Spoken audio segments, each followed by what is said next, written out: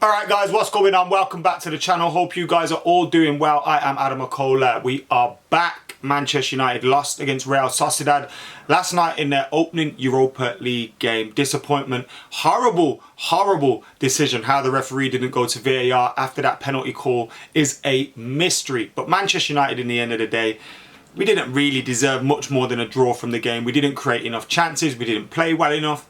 It was a disappointing start to our Europa League campaign, especially when you consider the possibility of finishing first means you play less knockout games. United need to be getting their acts together in the Europa League. And there were many players that came into the side that maybe didn't take their chances.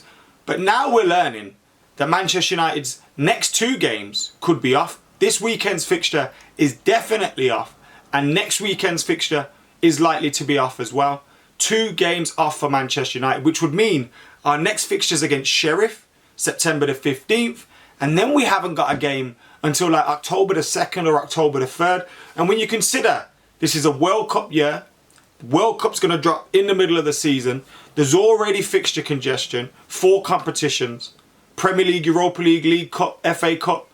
And now you've got to add these extra 2 fixtures into the mix, where I think there's only like a gap of a day or 2 in January to be able to fit them in.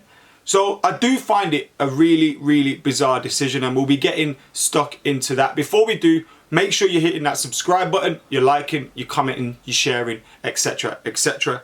Now, this is the press release that came out from the Premier League. They said at a meeting this morning, Premier League clubs paid tribute to the Queen Elizabeth II to honour her extraordinary life and contribution to the nation. As a mark of respect, this weekend's Premier League match round will be postponed, including Monday's evening game. Further updates regarding Premier League fixtures during the period of mourning will be provided in due course. Now, I find it absolutely mental that the games have been called off. Richard Buxton also tweets, next Saturday's top flight fixtures also expected to be postponed in line with the Queen's state funeral. Next available date to play any deferred matches is January the 17th, 18th. So you've got to fit 2 games into one, apparently. And anyway, when you look at this, I just feel like it's a real archaic decision. And the worst thing about this is, the government didn't say this decision had to happen. The government didn't say you cannot play football this weekend. There'll be other sporting activities going on. People will be going to work. Businesses will be open. But football will not be going ahead. I just don't get it. I don't understand why you why you do that. I get it around the funeral. As much as I'm not a royalist and I don't really, care for monarchy and all those kind of things. I kind of think it should be left in the past. But I understand maybe not having games and sporting events around the funeral. You know what I mean? Like, I get that. You pay respects around the funeral and stuff.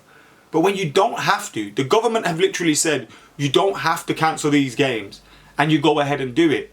I just don't get it. Especially when you're then going to have all this talk about fixture congestion and on this, that and the other. Why would you do that? Games literally went ahead on Thursday night at Old Trafford. The same day she passed away. So why would you cancel a game on the weekend?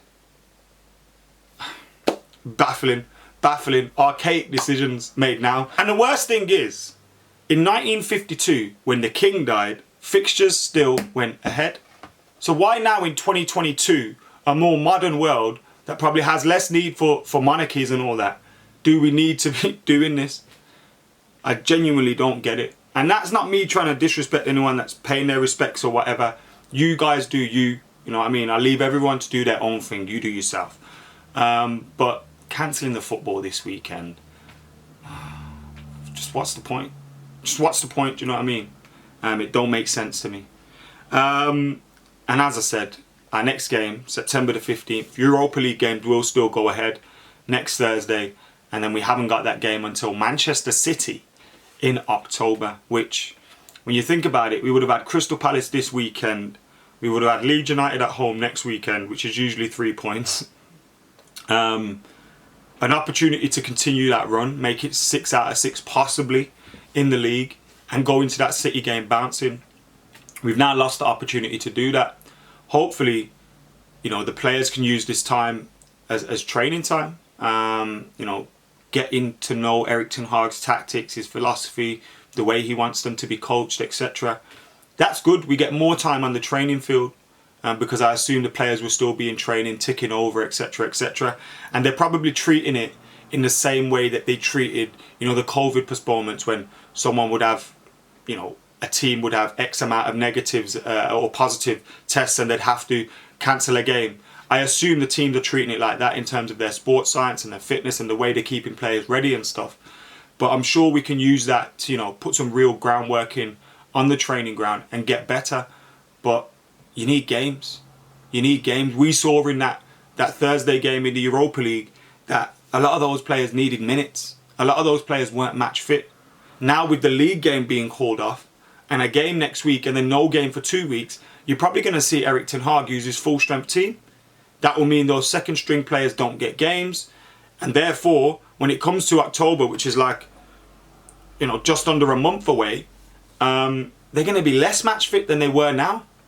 Like, the fitness of players is going to be all over the place unless you do behind closed doors friendlies. But then if you're allowing them to do behind closed doors friendlies and everyone's going out and everyone's going to work and all the shops open, then why not just keep the Premier League games open? Again, I'm on about this weekend. I get it around the funeral. Do you know what I mean? I get it. I totally understand it. But right now, I don't.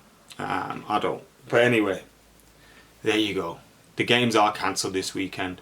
There'll be no Crystal Palace versus Manchester United. And there'll be no Manchester United Leeds next week. Although that one isn't confirmed yet. It's looking likely. And it makes more sense to cancel that one than it did this one. Especially when the government are saying you don't have to do this. Why would the Premier League take that stance? Annoying. Anyway, guys, let us know your thoughts in the comments below. Make sure you're liking, commenting, sharing and subscribing and all that jazz. We'll obviously be back with loads more videos as and when we have them.